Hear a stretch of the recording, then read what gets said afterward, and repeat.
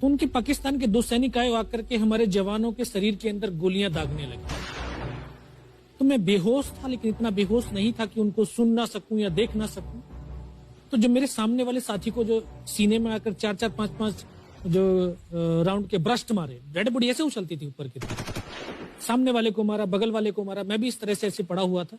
उसने फर्स्ट में यहां पर ब्रस्ट मारा, फिर मेरे पैर में 2 जगह पे मारा। उसको मैं देख रहा हूं कि धुआं निकल रहा है, लेकिन उस गोली की पीड़ा को चुपचाप पड़ा सहता रहा और उनको यकीन हो गया कि इनमें से कोई जिंदा नहीं। फिर बहुत गालियां दी, बूट की ठोकरें मारी।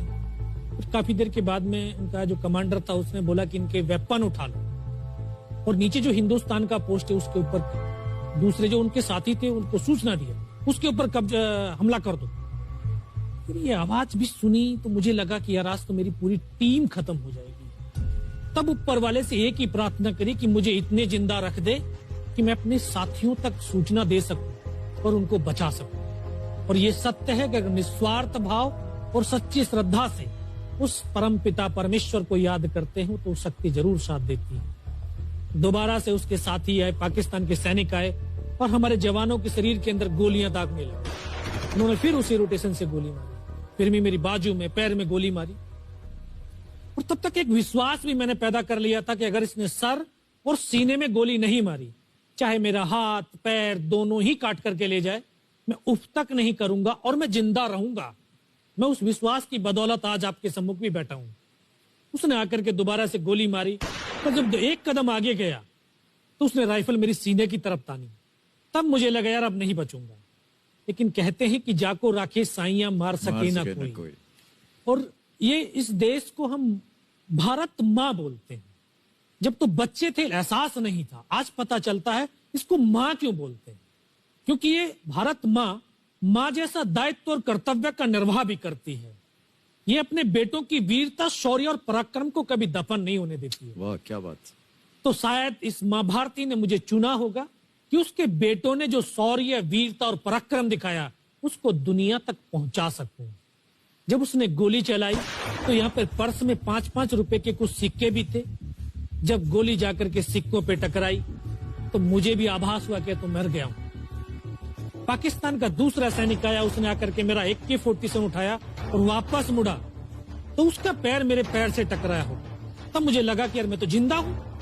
तब मेरे पास एक हैंड ग्रेनेड था, मैंने उसको पिन निकाली और उसको ऊपर ऐसे फेंका तो कोट के अंदर हुड लगे हुए, हुड के अंदर वो गिरा जी। उसने तुरंत पीछे की तरफ मुड़कर देखा, पीछे तो कोई मूवमेंट था नहीं। तो जब तक वो ग्रेनेड को निकाल पाता, ग्रेनेड फट गया। यहाँ से उसका पूरा सर उड़ा और वो हमारे ऊपर आकर के गिरा। जो पाकिस्तान के दूसरे सैनिक थे उनमें खलबली मची कि इनमें से कुछ जिंदा है, कुछ बोले जिंदा नहीं, नीचे से रिइंफोर्समेंट आ गई। तो उनमें खलबली मची। मेरा पास वही एक मौका था, मैंने दोनों हाथों से उसकी राइफल को उठाने की कोशिश करी। ये हाथ हिला नहीं, एक हाथ से राइफल उठाई, वहां से ब्रस्ट फायरिंग किया। 4-5 पाकिस्तानी सैनिकों को मौत की नींद सुला दी। फिर बाएं हाथ से पलटा खाया, दूसरे पत्थर से 3-4 जगह से फायरिंग किया। तो जो उनका मोमेंटम था, जो हौसले थे, परस्त हो चुके थे, वो भाग खड़े। 2-3 मीटर गया, जाके देखता हूँ सामने उनके लंगर चल रहे हैं, उनका लिविंग टेंट बना हुआ, उनके जो हैवी वेपन का डिप्लॉयमेंट था वो सब कुछ वहां पे लगा हुआ। उस समय जहन के अंदर एक ही पागलपन था, अपने साथियों को बचाना। फिर मैं वापस धीरे धीरे रेंगता हुआ अपने साथियों तक आया। फिर मुझे लगा कि इनमें से हो सकता है मेरी तरह कोई साथी होगा, जिंदा होगा। उनको देखा, किसी का सर फटा हुआ था, किसी के फेफड़े निकले हुए थे। बहुत देर बैठकर रोया भी, फिर अपने आप को संभाला। चारों तरफ बर्फ ही बर्फ, पहाड़ी पहाड़। यह भी पता नहीं कि हिंदुस्तान किधर है, पाकिस्तान किधर है। 2.5 साल की सर्विस, 19 साल की उम्र, न उम्र का तजुर्बा न सर्विस का अनुभव, जाऊं तो जाऊं कहां। तभी एक ऐसी शक्ति थी जो साथ दे रही थी। जब इसी शक्ति का आवाज हुआ, उसकी आवाज का आभास हुआ कि बेटा इस नाले से नीचे लुढ़क जा, मैं बहुत 500 मीटर लगभग नीचे रोल करता हुआ आया और अपने साथियों जो नहीं चढ़ पा रहे थे दुश्मन की भारी फायरिंग की वजह से, वहां तक पहुंचा। फिर उन्होंने मुझे पकड़ा, वो फर्स्ट एड दिया। फिर वहां से जो हमारे कमांडिंग ऑफिसर कर्नल कुशाचंद ठाकुर, फिर उनको सूचना दिया। तो ये लगभग 1:30-2 बजे का समय था।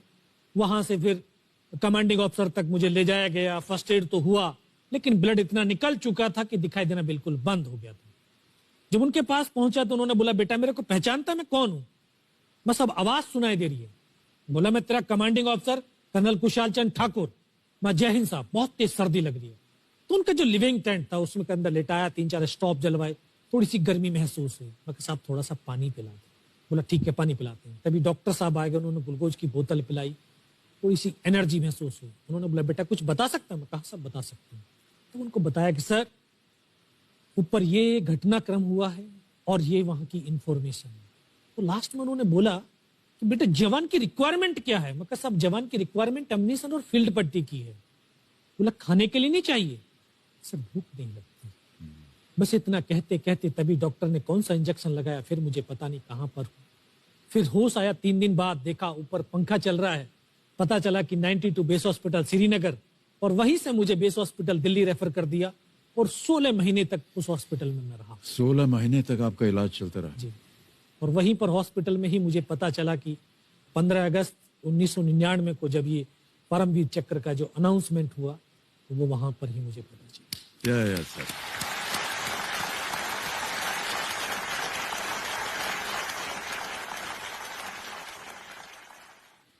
सर हमको यकीन नहीं होता कि कोई भी इंसान जब ऐसी परिस्थितियों से गुजरता है तो उसका बयान कैसे कर सकता है, लेकिन ये आपने अपनी बहादुरी का एक परचम जो है वो फैला दिया है। 15-15 गोलियां आपने खाई हुई अपने शरीर में, और सोच रहे हैं आप केवल देश के बारे में, सर देशभक्ति के बारे में। सैनिक के लिए सैनिक इंपॉर्टेंट नहीं है, उसका राष्ट्र इंपॉर्टेंट है। वो रहे ना रहे, लेकिन उसका राष्ट्र रहना चाहिए। क्या